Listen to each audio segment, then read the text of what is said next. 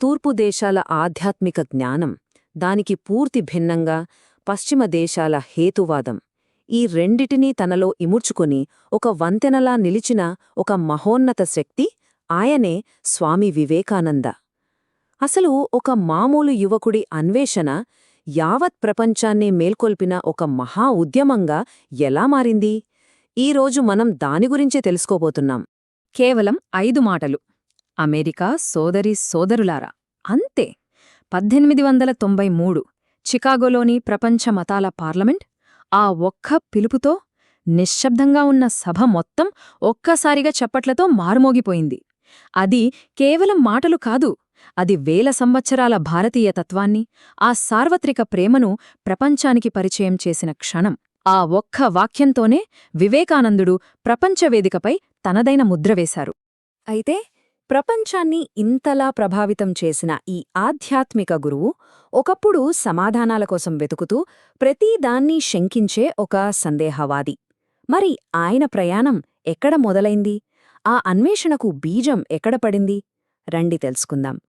మనం స్వామి వివేకానందగా పిలుచుకునే ఆయన అసలు పేరు నరేంద్రనాథ్ దత్తా. 19వ శతాబ్దపు కలకత్తాలో పుట్టారు. వెస్టర్న్ ఫిలాసఫీ చదువుకున్నారు. అంటే ఆయన ఆలోచనా విధానం చాలా లాజికల్గా, రేషనల్గా ఉండేది. ఏదైనా సరే కళ్లతో చూసి రుజువైతే తప్ప నమ్మేవారు కాదు. ఇక్కడ చూస్తే మనకు స్పష్టంగా అర్థమవుతుంది, నరేంద్రుడు అక్షరాల 2 ప్రపంచాల మధ్య సంఘర్షణ పడ్డారు. ఒకవైపేమో లాజిక్, సైన్స్తో కూడిన పాశ్చాత్య విద్య, ప్రతిదీ ప్రశ్నించాలి, రుజువు కావాలి అనే తత్వం. మరోవైపేమో లోపల ఎక్కడో సత్యాన్ని తెలుసుకోవాలనే ఒక తీరని తపన, దైవాన్ని ప్రత్యక్షంగా అనుభూతి చెందాలన్న ఆరాటం. సరిగ్గా ఈ అంతర్మథనమే, ఈ సంఘర్షణే ఆయన్ను ఒక సామాన్యుడి నుంచి ఒక గొప్ప అన్వేషకుడిగా మలిచింది. ఈ అంతర్గత సంఘర్షణతోనే ఆయన ఆ కాలంలోని ప్రతి ఆధ్యాత్మిక గురువు దగ్గరికి వెళ్లి ఒకే ఒక్క సూటి ప్రశ్న అడిగేవారు: మీరు దేవుణ్ణి చూశారా? ఎవ్వరి దగ్గర ఆయనకు సరైన సమాధానం దొరకలేదు. అంటే పుస్తకాల్లో చదివింది చెప్పారే కాని తమ అనుభవాన్ని చెప్పినవారు లేరు. కాని ఒకరోజు ఆ ప్రశ్నకు సమాధానం దొరికింది. ఆ సమాధానమే నరేంద్రుడి జీవితాన్ని పూర్తిగా మార్చేసింది. అదే తన గురువు శ్రీరామకృష్ణులతో పరిచయం. దక్షిణేశ్వర్లో ఒక ఖాళీ ఆలయంలో పూజారి, చాలా నిరాడంబరంగా కనిపించే వ్యక్తి శ్రీరామకృష్ణ పరమహంస. నరేంద్రుడు ఆయన దగ్గరికి వెళ్లి అదే ప్రశ్నను మళ్లీ సంధించారు. దానికి శ్రీరామకృష్ణులు ఇచ్చిన సమాధానం ఇది: అవును, నేను నిన్ను ఇక్కడ ఎలా చూస్తున్నానో ఆయన్ని అలాగే చూస్తున్నాను, కాకపోతే ఇంకా ఎంతో తీవ్రంగా, ఎంతో స్పష్టంగా. ఈ మాటలు నరేంద్రుడిలో ఉన్న అన్ని సందేహాలను ఒక్కసారిగా పటాపంచలు చేశాయి. ఎందుకంటే అది పుస్తకాల్లోని జ్ఞానం కాదు, అది ప్రత్యక్ష అనుభూతి నుండి వచ్చిన సత్యం. అసలు కథ ఇక్కడే మొదలవుతుంది.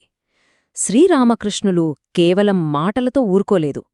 ఆయన తన స్పర్శతో నరేంద్రుడికి సమాధిస్థితిని అనుభవింపజేశారు. అంటే ఒక అతీంద్రియమైన, సూపర్ కాన్షియస్ అనుభవం. ఆ ఒక్క క్షణం, ఆ అనుభూతి నరేంద్రుడి జీవితాన్ని శాశ్వతంగా మార్చేసింది. తన గురువుగారు దేహాన్ని చాలించిన తర్వాత వివేకానందుడి వ్యక్తిగత ఆధ్యాత్మిక ప్రయాణం కాస్త తన దేశం కోసం, తన ప్రజల కోసం ఒక మహోన్నత లక్ష్యంగా మారిపోయింది. ఆయన ఒక సంచార సన్యాసిగా మారారు. దేశం నలుమూలల, హిమాలయాల నుంచి కన్యాకుమారి వరకు కాలినడకన ప్రయాణించారు. రాజుల భవనాల్లోనూ ఉన్నారు, నిరుపేదల గుడిసెల్లోనూ ఉన్నారు. పుస్తకాల్లో చదివిన భారతదేశాన్ని కాదు, నిజమైన, సజీవమైన భారతదేశాన్ని ఆయన చూశారు. ఈ సుదీర్ఘ ప్రయాణంలో ఆయనకు 2 ముఖ్యమైన విషయాలు అర్థమయ్యాయి. ఒకటి, మన దేశంలో భాషలు, సంస్కృతులు వేరైనా అందరిలోనూ ఒక ఆధ్యాత్మిక ఏకత ఉంది.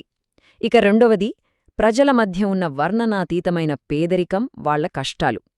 అప్పుడే ఆయనకొక స్పష్టత వచ్చింది: తన మార్గం వ్యక్తిగత మోక్షం కోసం కాదు, ఈ నిరుపేద ప్రజల సేవ కోసమని. ఆయనలోని కరుణ ఎంత లోతైనదో ఈ మాటలు వింటే అర్థమవుతుంది. నేను మళ్ళీ మళ్ళీ పుడతాను, వేల కష్టాలు అనుభవిస్తాను, ఎందుకంటే అప్పుడే నేను పూజించే ఏకైక దేవుడు, అంటే నా నిరూపేద, నా దీన ప్రజలను నేను సేవించగలను. ఆ రోజు నుండి పేదల్లో, బాధితుల్లోనే దేవుణ్ణి చూడటం ఆయన జీవిత లక్ష్యమైంది.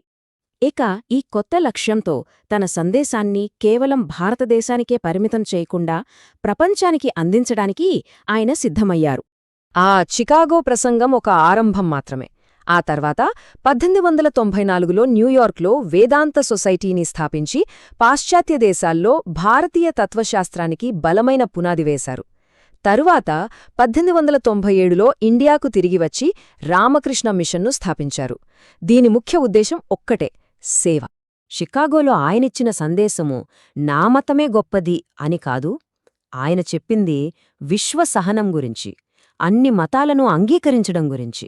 ఆయనేమన్నారంటే, నదులన్నీ వేరువేరు దారుల్లో ప్రవహించినా చివరికి కలిసేది సముద్రంలోనే కదా, అలాగే అన్ని మత మార్గాలు చేరేది ఆ ఒక్క పరమాత్మ దగ్గరికే అని ప్రపంచానికి చాటి చెప్పారు.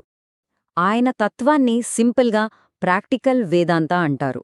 అంటే ఆచరణలో పెట్టగలిగే వేదాంతమన్నమాట. దీన్ని మనం ఓ 3 సింపుల్ స్టెప్స్లో అర్థం చేసుకోవచ్చు. మొదటిది, మనలో ఉన్న దైవత్వాన్ని, మన శక్తిని మనం గుర్తించడం. ఇక రెండోది, అదే దైవత్వాన్ని మన చుట్టూ ఉన్న ప్రతి ఒక్కరిలో, ప్రతి జీవిలో చూడగలగడం. ఇక అన్నిటికన్నా ముఖ్యమైనది మూడోది, మనుషులకు చేసే సేవనే దేవుడికి చేసే సేవగా, గొప్ప పూజగా భావించడం. చూశారా, ఎంత సింపుల్గా, ఎంత గొప్పగా ప్రాచీన జ్ఞానాన్ని మనందరికీ అన్వయించేలా మార్చారు. సో చివరిగా చెప్పాలంటే, స్వామి వివేకానంద కేవలం ఒక సన్యాసి మాత్రమే కాదు. ఆయన బలాన్ని, ఆత్మవిశ్వాసాన్ని బోధించిన ఒక గొప్ప గురువు. మానవ సేవయే మాధవ సేవ అనే ఒక మహోన్నత ఆదర్శాన్ని మనకందించిన ఒక స్ఫూర్తి ప్రదాత. ఆయన సందేశం ఈరోజుకీ ప్రపంచవ్యాప్తంగా లక్షలాది మందికి దారి చూపుతూనే ఉంది. ముగించే ముందు ఒక చిన్న ప్రశ్న. విభజనలతో, విద్వేషాలతో నిండిన ఈ ప్రపంచంలో అన్నింటిలోనూ ఏకత్వాన్ని చూడండి అని చెప్పిన వివేకానందుడి సందేశం మనకు ఎలాంటి దారి చూపగలదో ఒక్కసారి ఆలోచించండి.